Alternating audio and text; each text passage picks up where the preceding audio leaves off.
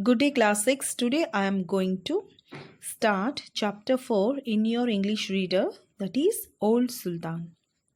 This story is basically about a faithful dog. So let's start. Once a farmer had a faithful dog called Sultan, who had grown old and lost all his teeth. So one day the farmer told to his wife that he wanted to shoot old Sultan because he is no longer of any use. But his wife felt pity for the faithful beast. He explained his wife that the dog has not a tooth left in his mouth and not a thief is afraid of him. So he has to go now. The poor dog heard everything and was sorry that tomorrow was to be his last day. He had a good friend, the wolf, whose name is Gossip. He complained to his friend about his master's intention. The wolf cheered up the dog and said he will help him to come out of his problem.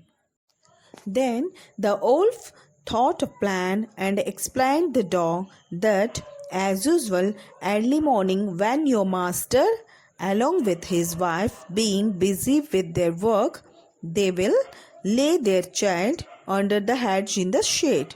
You also lay yourself there too, to guard their child. Then I will come out of the wood and carry off the child. You must run after me, and I will let it fall, and you will take him back to his parents, who will think that you have saved their child.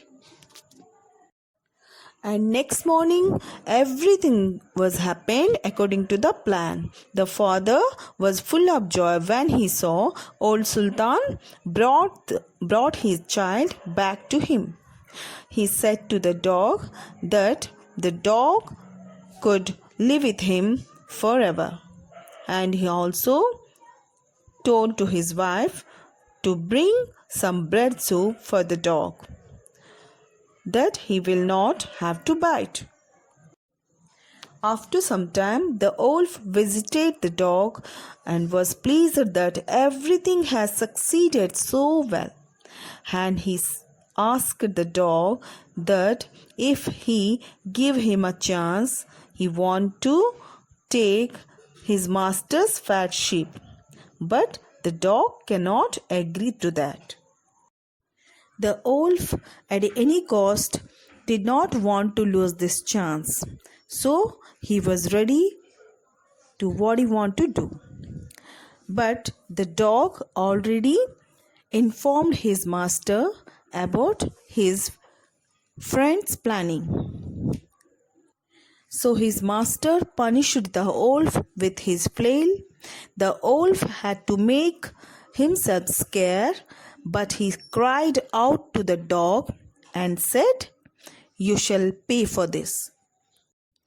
The next morning, the wolf sent the bear to challenge the dog to come out into the forest so that they might settle the affair.